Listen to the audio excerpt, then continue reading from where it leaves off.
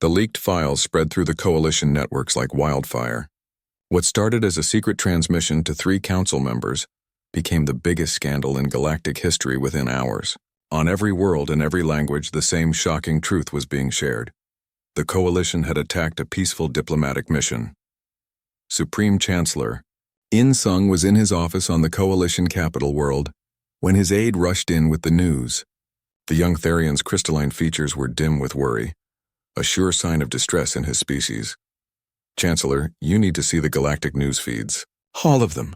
In Sung activated his wall display and watched in horror as reporter after reporter shared the same story. The humans weren't invaders. They weren't void marauders. They were explorers who had traveled 37 years just to say hello. Get me Admiral Kyung-ho, In Sung ordered. Now.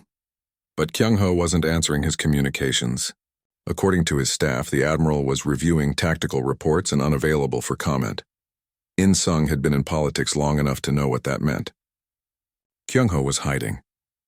On the coalition news networks, Jae-hyun had been a reporter for 15 years. He had covered wars, natural disasters, and political scandals. But nothing had prepared him for this story. This is Jae-hyun reporting from Coalition Central Command. I'm holding evidence that appears to show our military attacked a peaceful alien vessel without provocation. The species, calling themselves humans, had been broadcasting messages of friendship for hours before the attack began. He played audio recordings of So Young's desperate pleas for communication.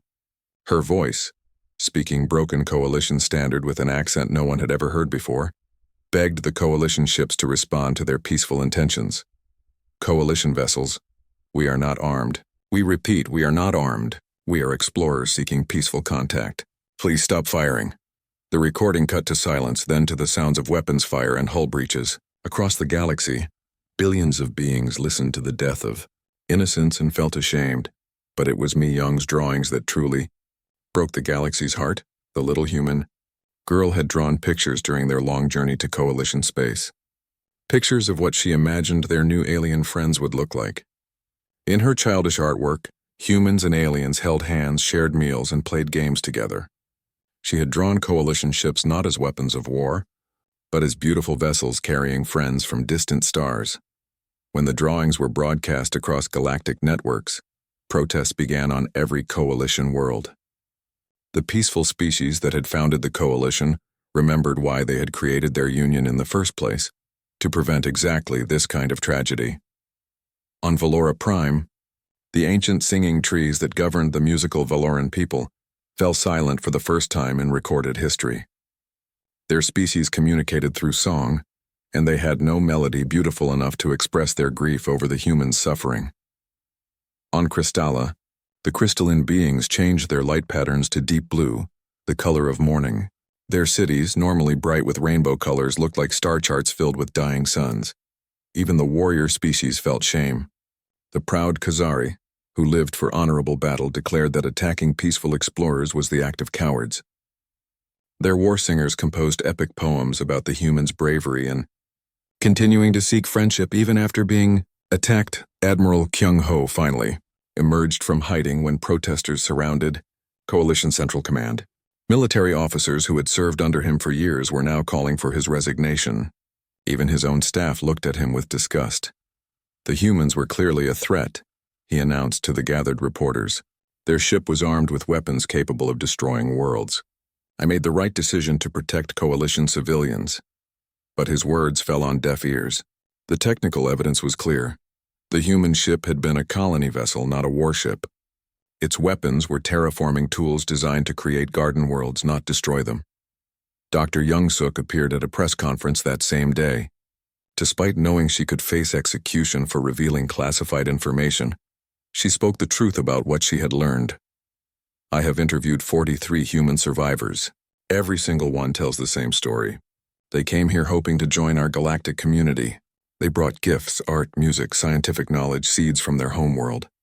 They spent over a century preparing for this moment. Her voice broke as she continued. They learned our languages so they could speak with us. They studied our cultures so they could understand us. They traveled farther than most species ever have just to say hello. And we shot them down without even trying to listen. The reporter Jae-hyun asked the question everyone was thinking. Dr. Young-suk, What do the humans want now? Revenge? War? Young-suk shook her head. That's what makes this even more tragic. They still want to be our friends. Even after everything we've done to them, they still believe in peace. Across the galaxy, the protests grew larger. On the coalition capital world, millions of beings marched through the streets carrying pictures of Mi-young's drawings. They demanded justice for the humans and reform of the military leadership that had caused this disaster. But Supreme Chancellor In-sung faced a problem bigger than protests. The coalition was splitting apart. Some species, horrified by the attack on peaceful beings, wanted to leave the Union entirely. Others demanded that Admiral Kyung-ho and his supporters be tried for war crimes. "We need to make this right," In-sung told his emergency cabinet meeting. "Whatever it takes." But Admiral Kyung-ho had other plans. In a secret meeting with his most loyal officers, he revealed the true depth of his ambition. "The coalition is weak," he told them, "led by species that care more about feelings than security. These humans have infected them with sentiment, made them forget that the galaxy is a dangerous place." Colonel Sun-ho, one of Kyung-ho's most trusted commanders, looked uncomfortable. "Admiral, the evidence is clear. The humans were peaceful." "The humans are manipulators," Kyung-ho snapped. "They've used psychological warfare to turn the coalition against its own military. Can't you see? They're more dangerous than any enemy we've ever faced because they attack our minds, not our ships." "Sir, with respect, that's not what the evidence shows." Kyung-ho's eyes went cold. "Colonel Sun-ho, are you questioning my judgment?" Sun-ho thought about the human survivors he had seen on news reports. Children orphaned by the attack, families torn apart, innocent people who had committed no crime except wanting to make friends. He thought about the gifts they had brought, the songs they had sung, the hope in their eyes even after everything they had suffered. "Yes, sir, I am." Kyung-ho realized that even his own officers were turning against him. The humans had won without firing a single shot, simply by being themselves. Their kindness was more powerful than any weapon, their forgiveness more devastating than any attack. That night, Kyung-ho made a decision that would plunge the galaxy into civil war. He activated the coalition's emergency protocols, claiming that the government had been compromised by alien influence. Military commanders loyal to him seized control of key installations while others refused to obey his orders. "Citizens of the coalition," Kyung-ho announced in a galaxy-wide broadcast, "your elected leaders have fallen under the influence of dangerous aliens. The humans use psychological manipulation to make you question your own safety. I am taking temporary control to protect you from this threat." But his coup was doomed from the start. Too many coalition citizens had seen the truth about the humans. Too many officers refused to follow orders they knew were wrong. Species after species declared their loyalty to the legitimate government and their protection of the human survivors. On Kepler 442b, Sergeant Wu Jin made his own choice. When orders came to eliminate the human prisoners before they could spread their influence, he instead opened their cell doors. "You're free to go," he told Seung-min. "I'm sorry for what we did to you," Seung-min smiled sadly. "We have nowhere to go, Sergeant Wu Jin. Our ship is destroyed, but thank you for the kindness." "Then stay," Wu Jin said. "Help us fix this mess we've made." As the galaxy descended into chaos, with some worlds supporting Kyung-ho's military government and others protecting the humans, the survivors of the Indomitable did something remarkable. They volunteered to help. Despite being attacked, imprisoned, and blamed for a crisis they didn't cause, the humans offered to mediate between the warring factions. They suggested peaceful solutions to military problems. They treated the wounded on both sides of the conflict, and slowly, reluctantly, the galaxy began to listen to their quiet voices of reason, because in the end, the humans had something that no military force could defeat: hope. Hope that enemies could become friends, hope that understanding could replace fear, hope that the dream of peace was worth fighting for, even when peace seemed impossible. The galaxy had learned too late that it had attacked the most peaceful species it had ever encountered. But perhaps it wasn't too late to learn from them. "Those beings may appear harmless, but we cannot take the coalition holding facility on Kepler 442b was built for dangerous criminals, not for families. Gray walls, bright lights that never turned off, and cells barely large enough for one being. But the human survivors didn't complain. They simply made the best of their situation, sharing what little they had and comforting those who had lost loved ones in the crash. Dr. Young-suk arrived 3 days after the crash. As the Coalition's leading expert on alien psychology, her job was to understand how enemy species thought and felt. But as she watched the humans through the observation window, she began to question everything she had learned about warfare. The humans had arranged themselves in their cells to create family groups. Adults who had lost their own children cared for orphaned young ones. Engineers shared their knowledge with scientists. Musicians sang soft songs to help others sleep despite the harsh lights. They had turned a prison into a community. Fascinating, she whispered to herself, making notes on her tablet. No aggressive behavior. No attempts to escape. No signs of planning for violence. Seung-min, the human linguist, had become the unofficial spokesperson for his people. He spent every waking hour working with Coalition translators, trying to build better communication between the two species. His cell was covered in papers covered with words written in both human and Coalition scripts. "Dr. Young-suk," he said when she came to interview him. "Thank you for coming. We have much to say to each other." Young-suk was surprised by his calm manner. In her experience, captured enemies were either angry or broken. Seung-min seemed neither. He was hopeful. "Why did your people come here?" she asked, activating her recording device. Seung-min smiled, and for a moment his eyes looked far away. "My grandmother told me stories when I was small. Stories about the voices from the stars. For many generations we heard your radio signals, music, news, conversations between ships. We knew you were there, somewhere in the darkness between suns." He pulled out a small damaged device and showed it to her. Despite being broken in the crash, it still projected faint images in the air. Pictures of Earth appeared, but not the Earth that Coalition intelligence reports described. This Earth was green and blue, covered in cities that grew like gardens and oceans full of life. "We learned your languages from these signals. We studied your cultures. We prepared gifts to celebrate our meeting." His smile faded slightly. "We never imagined you would be afraid of us." Young-suk made more notes. "Your people show no signs of post-traumatic stress from the attack and crash. This is unusual. We are sad," Seung-min said quietly. "Many of our friends died. Children lost their parents. Parents lost their children. But sadness is not the same as hatred. You don't hate us for attacking you." Seung-min thought for a long moment. "Fear makes people do terrible things. We understand fear, but we hope that understanding can replace fear, given time." Over the following days, Young-suk interviewed dozens of human survivors. Each conversation challenged her assumptions about alien behavior. The humans spoke openly about their feelings, their hopes, their grief over losing loved ones. They showed her pictures of Earth, taught her words in their language, shared stories about their long journey through space. What struck her most was their consistency. Every human told the same story. They were explorers seeking friendship with other species. They had no weapons, no plans for conquest, no hidden agenda. They simply wanted to join the galactic community as equals. Meanwhile, intelligence officer Hae-won was conducting her own investigation. Unlike Young-suk, who studied alien minds, Hae-won's job was to uncover enemy secrets. She had been analyzing the Coalition's sensor recordings of the human ship from the moment it was detected. What she found made her question everything.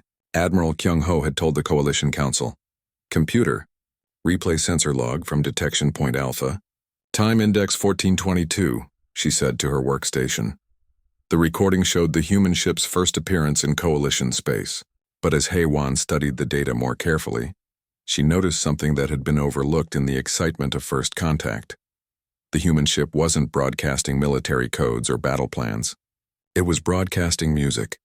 Computer, analyze audio spectrum of alien transmissions. Filter for recognizable patterns. The computer worked for several minutes, then displayed its results.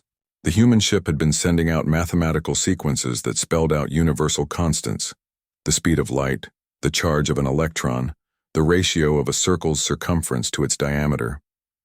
These were the kinds of messages scientists sent to prove intelligence and peaceful intent. But mixed with the mathematics were other signals. Art, poetry, and children's songs translated into Coalition languages. The computer had classified them as unknown encryption because no military analyst had ever seen a species broadcast lullabies during first contact. Hae-won felt sick as she dug deeper into the records. The human ship had been trying to surrender when the Coalition opened fire. Its power readings, which Admiral Kyung-ho claimed showed weapon systems charging, actually showed the ship systematically shutting down everything that could be seen as threatening. Computer. Display comparative analysis of alien ship power signatures versus known weapon systems. The results appeared on her screen, and HFY stared in disbelief. The humans had been powering down their engines, reducing their shield strength and broadcasting surrender signals in 17 different coalition languages. They had been trying everything possible to show peaceful intent, and the coalition had interpreted it as preparation for attack. That evening, Young-suk met with HFY in a secure conference room deep within the research facility. The two women had worked together before, but never on a case this important. "What have you found?" Young-suk asked. HFY spread her data across the table.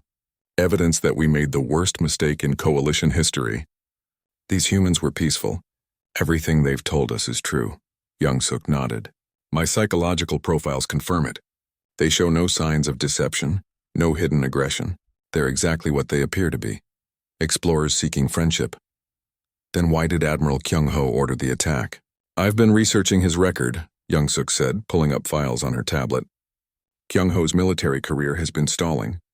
He hasn't had a significant victory in years. The Coalition Council was considering forced retirement." HFY understood immediately. He needed a war to prove his value. And when these humans appeared, broadcasting incomprehensible signals from a ship unlike anything we'd ever seen, he saw his opportunity. An unknown alien threat that only he could handle. The two women sat in silence for a moment, contemplating the implications. An innocent species had been attacked because one man needed to revive his career. "We have to report this," Young-suk said finally. "To who?" "Kyung-ho controls all information about this incident. He's classified everything under military security protocols. Then we leak it. The Coalition Council needs to know the truth." HFY shook her head. "Leaking classified military information is treason. We'd be executed." Young-suk thought about the humans she had interviewed. Jung-min, who still hoped for friendship despite losing friends in the attack. Ji-hai, who continued caring for coalition soldiers who had helped capture her people. The children who drew pictures of humans and aliens playing together, even while imprisoned in coalition cells. "Some things are worth risking everything for," she said. Back in the detention facility, Jung-min was teaching coalition standard to the younger humans. They needed to be able to communicate if they were ever going to build bridges between their species. "The key to language," he told his students, "is not just words but understanding the feelings behind the words. When Coalition Officer Woo Jin asks if we need food, he is not just checking our physical needs. He is showing that he cares about our well-being." Little Mi Young, only 8 years old but wise beyond her years, raised her hand. "Teacher Sung-min, why did they attack us if they care about us?" It was a question every adult human had asked themselves.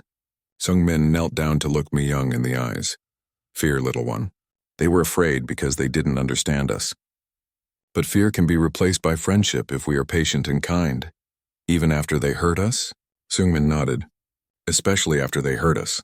Showing kindness to those who hurt you is the strongest thing a person can do."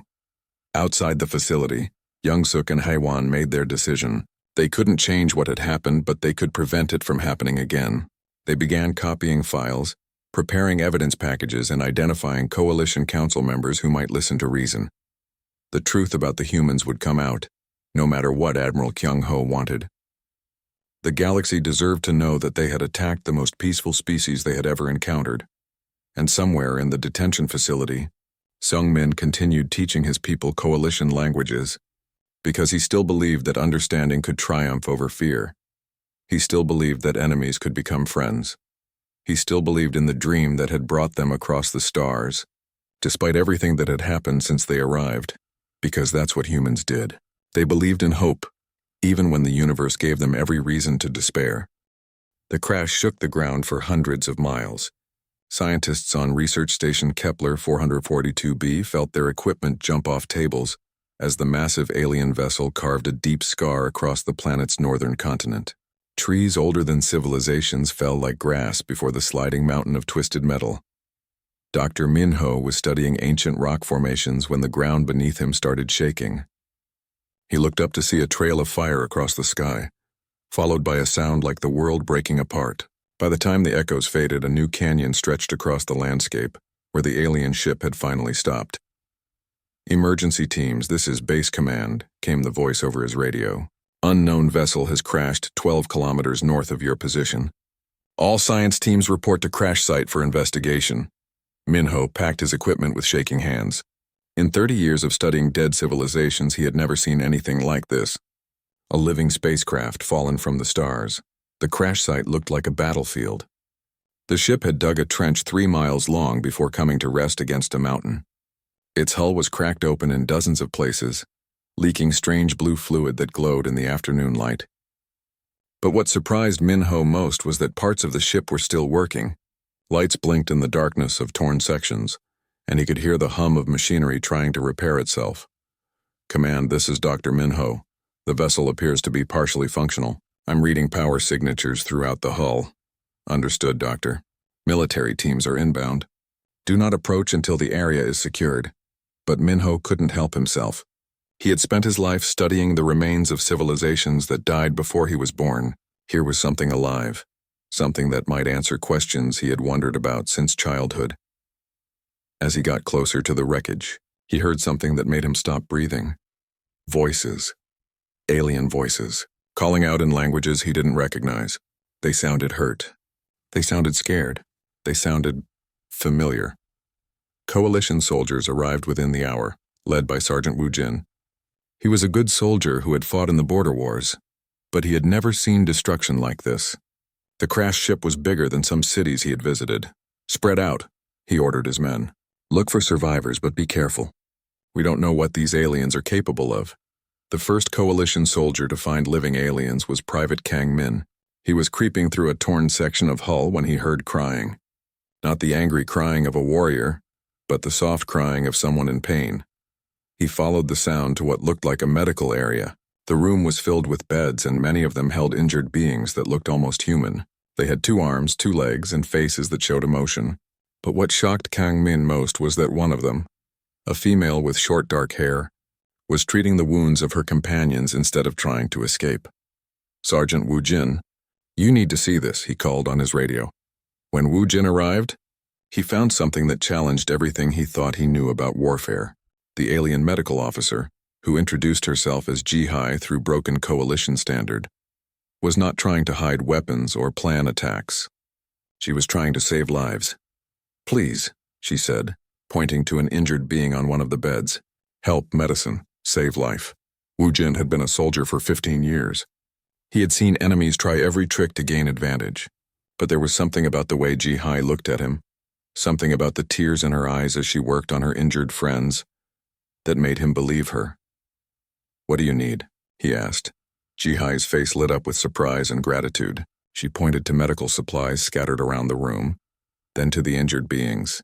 Through gestures and broken words, she showed him how to help. As more Coalition soldiers found more survivors, the same scene repeated over and over. The aliens, who called themselves humans, were not preparing for war. They were trying to heal their wounded and comfort their dying. Dr. Minho finally got permission to enter the wreck, and what he found changed his understanding of the universe. The ship was not a warship. It was a colony vessel, designed to carry families across the vast distances between stars. "Command, you need to hear this," he said into his radio. "I'm in what appears to be a storage bay. It's full of gifts." The bay was enormous, filled with thousands of containers. Minho opened one at random and found it full of seeds. Another held what looked like artwork, paintings and sculptures showing beings that looked like the survivors. A third contained books written in dozens of languages, including some he recognized as Coalition standard. "They were bringing us presents," he whispered. In another section, he found musical instruments from a dozen different cultures, recordings of concerts and children singing, photographs of a blue and green planet that looked like paradise, and everywhere symbols of peace, doves with olive branches, hands reaching out in friendship, mathematical equations that showed universal constants, the kind of gift one scientist would give to another. "Command, I need to speak with Admiral Kyung-ho immediately." This was not a warship. Repeat, this was not a warship, but Admiral Kyung-ho was not interested in Minho's discoveries.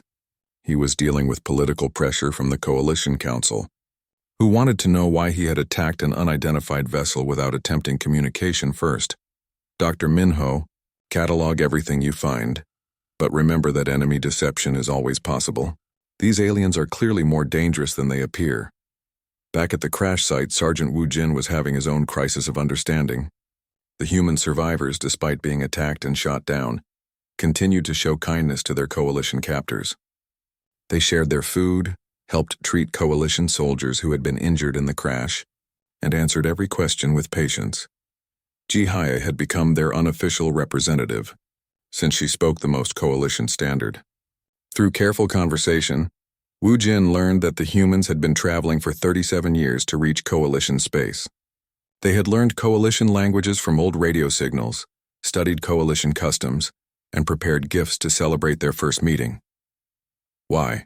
he asked her as they sat beside an injured human child. "Why come so far?"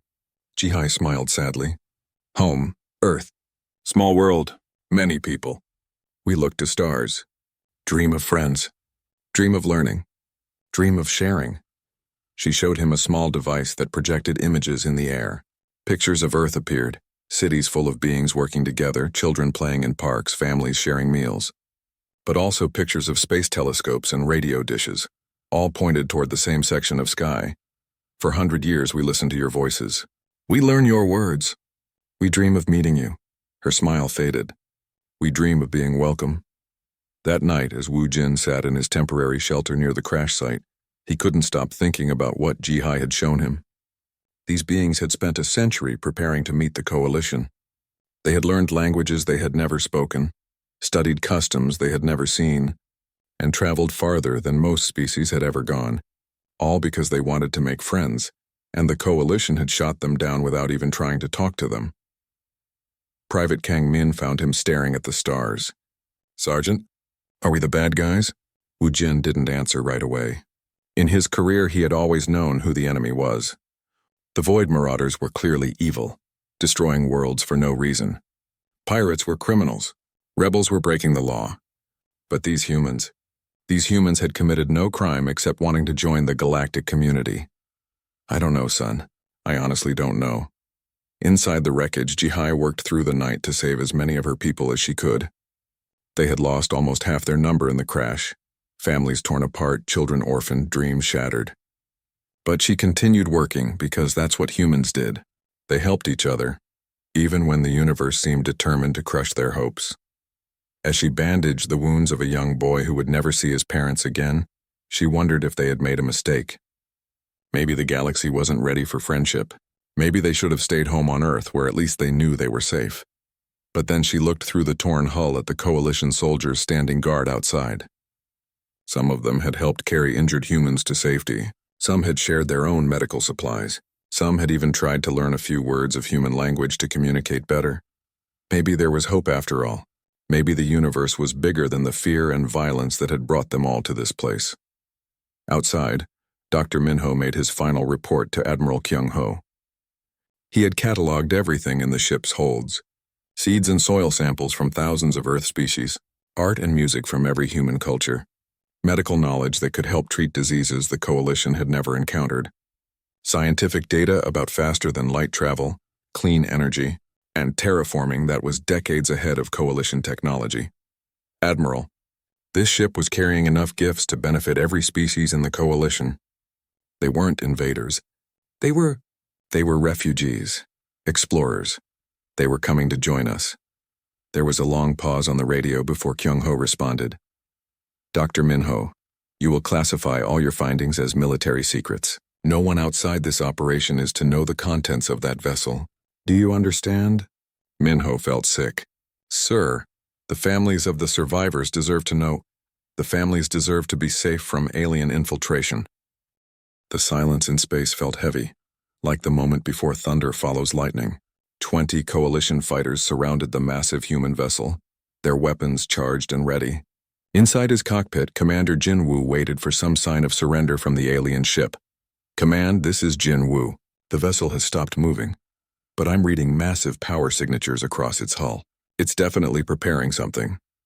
Back at Coalition Command, Admiral Kyung-ho studied the sensor readings with growing worry. Specialist Hyun-soo, his best weapons expert, pointed at different parts of the display. "Sir, look at these energy patterns. The ship has at least 12 major weapon systems online.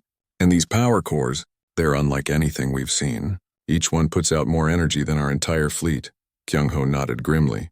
Void Marauder technology has to be. They've been quiet for years building this monster. He opened a channel to Jin-woo. Commander, you are authorized to use deadly force.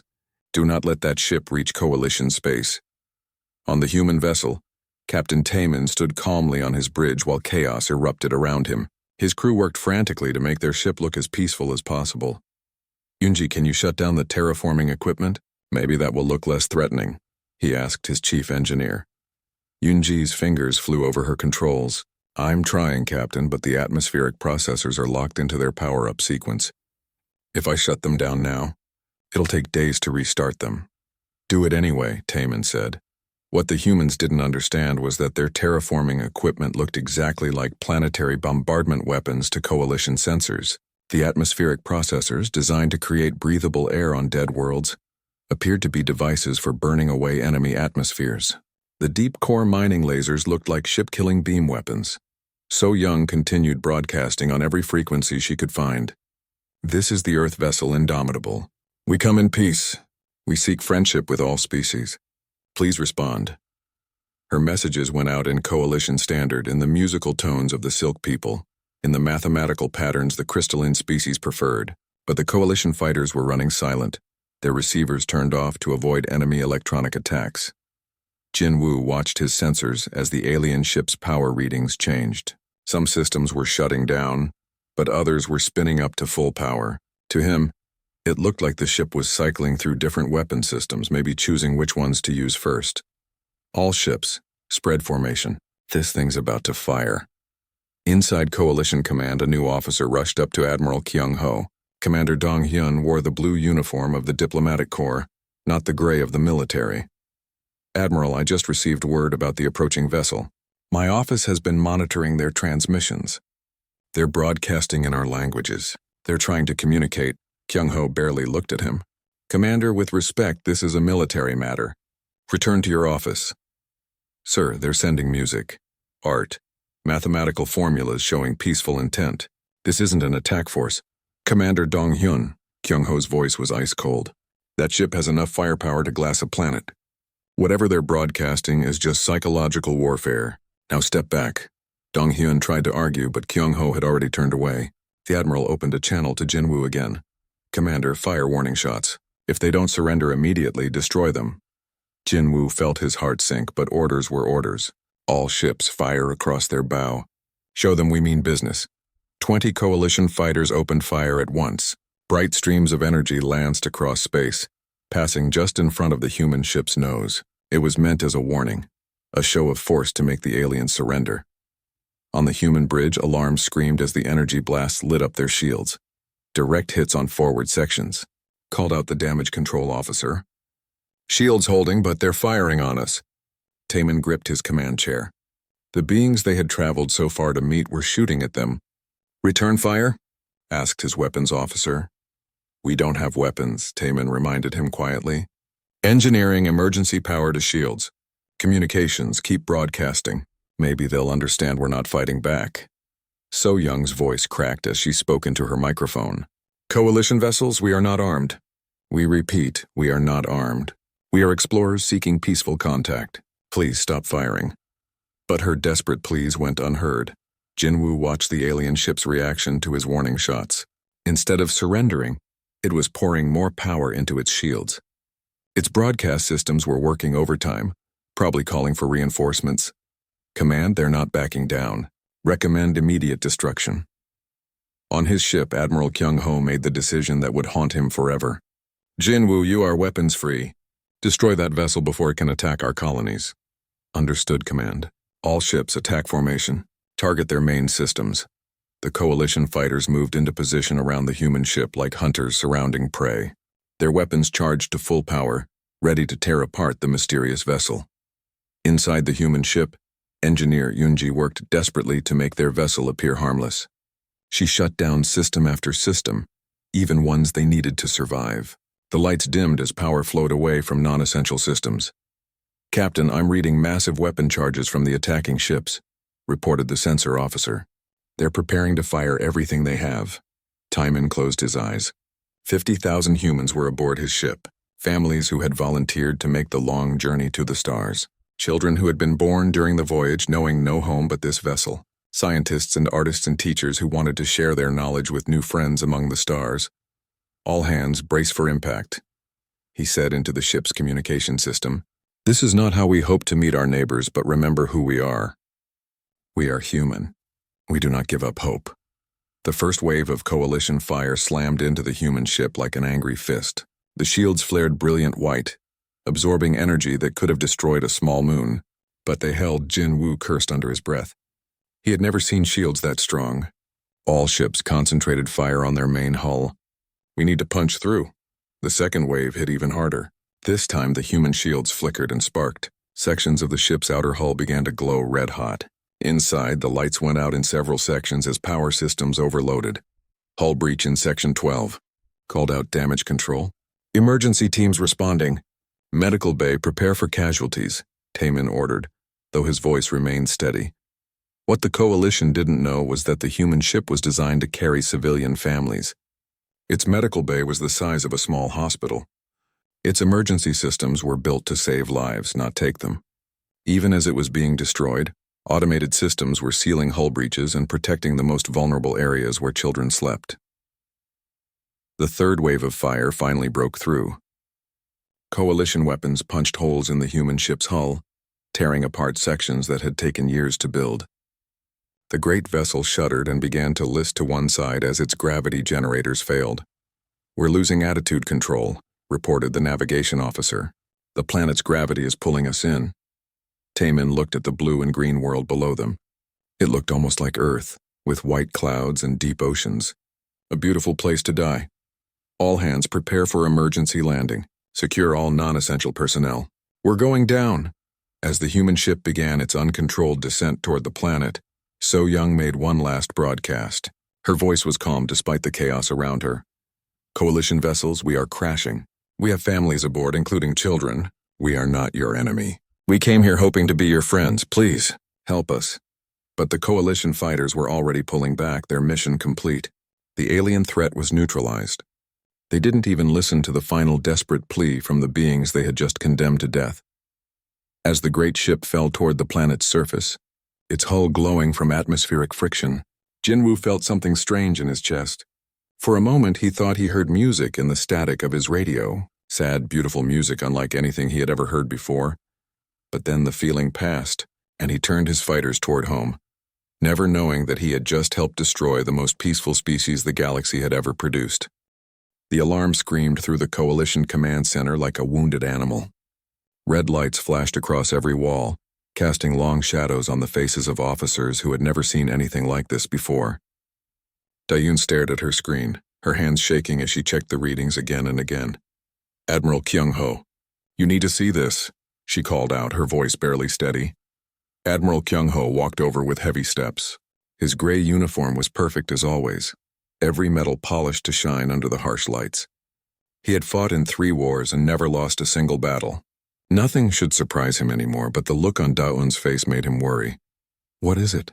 he asked, looking at the screen full of numbers and lines. "A ship, sir, but not like any ship we've ever seen.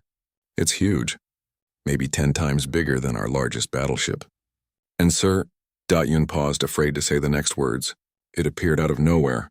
Our sensors didn't see it coming." Kyung-ho felt his heart beat faster.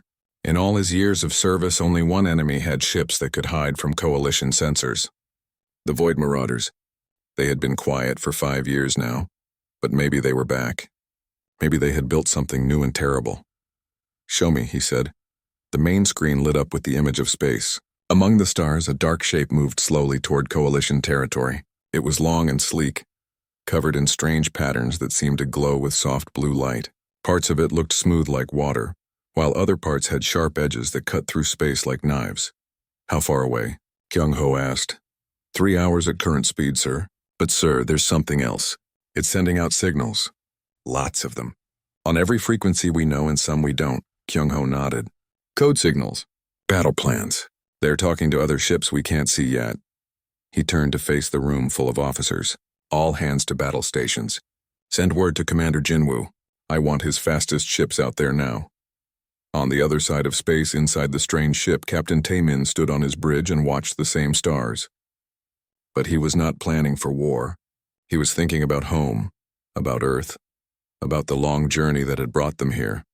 "So Young, are you getting anything back from our messages?" he asked. So Young looked up from her communication station. Her fingers moved quickly over buttons covered in symbols from a dozen different languages. "Nothing yet, Captain. But I'm trying every language we learned from their old radio signals. Maybe they just need time to understand," Taemin smiled. So Young had spent years learning to speak the languages of the Coalition species. She could say hello in 47 different ways and ask for help in 32 more. If anyone could make first contact work, it would be her. "Keep trying," he said. "This is the most important conversation in human history." The human ship moved through space like a gentle giant. Its hull was marked with symbols of peace from every nation on Earth. Inside its cargo bays were gifts for the species they hoped to meet. Art, music, books, and seeds from every corner of their homeworld. The ship carried no weapons, only tools for building and healing. But the Coalition didn't know that. Commander Jin Woo sat in the cockpit of his fighter, leading a group of 20 ships toward the unknown vessel. His hands gripped the controls tight enough to hurt. Jin Woo was young for a commander, but he was fast and smart. He had never lost a pilot under his command, and he wasn't going to start today. "All ships, this is Jin Woo. Remember, we don't know what this thing can do. Stay spread out. If it starts shooting, scatter and regroup on my signal." The fighters moved through space in a perfect formation. Each pilot was the best of the best, trained to fight enemies that could destroy planets. They had fought the Void Marauders before and won. They could handle one ship no matter how big it was. As they got closer, Jin Woo could see the strange vessel more clearly. It was even bigger than the sensors had shown. Parts of it spun slowly, creating artificial gravity for the beings inside. Other parts had huge dishes pointed toward space, clearly designed to send and receive messages across the galaxy. "It's beautiful," whispered one of his pilots over the radio. "It's dangerous," Jin Woo replied. But even he had to admit the ship was amazing to look at. Still, beautiful things could kill you just as dead as ugly ones. Back on the human ship, alarms started going off. Not battle alarms, but proximity warnings. Their sensors had found the approaching fighters. "Captain," called out the sensor officer, "we have company. 20 small ships coming fast." Taemin felt his stomach drop. "Are they responding to our messages?" So Young shook her head. "Nothing, sir. Complete radio silence. But Captain, they're in battle formation." The bridge went quiet. Every human officer knew what that meant. After traveling for decades to reach this moment, after planning and hoping and dreaming of joining the galactic community, they were about to be attacked. "Options?" Taemin asked. "We could run," said the navigation officer. "Jump to hyperspace and try somewhere else." "We could power down everything," suggested the engineer. "Show them we're not a threat." Taemin looked at the screen showing the approaching fighters. Such small ships, but he knew they probably had enough firepower to hurt his vessel badly. The human ship was built for exploration, not war. Its shields could stop space rocks and radiation, but not military weapons. "Sir," So Young said quietly, "maybe if I tried broadcasting our peaceful intentions more clearly, I could send pictures, mathematical formulas, something universal." "Do it," Taemin said. "Send everything you have. Music, art, pictures of Earth, anything that shows we come in peace." So Young's fingers flew over her controls. The human ship began broadcasting on every frequency it could reach. Songs from Earth filled the void between stars. Pictures of children playing, of cities at peace, of humans working together to build something better. But the Coalition fighters didn't receive any of it. Their military radios were locked to secure frequencies only. All they could detect were the ship's navigation systems, its shield generators, and its powerful engines. To them, it looked like a warship preparing for battle. Jin Woo saw his targeting computer light up with weapon locks. The alien ship was powering up systems all over its hull. Its shields were at full strength. It was definitely preparing to fight. "All ships, weapons free," he ordered. "I repeat, weapons free. Fire on my mark." On the human ship, Taemin made the hardest decision of his life.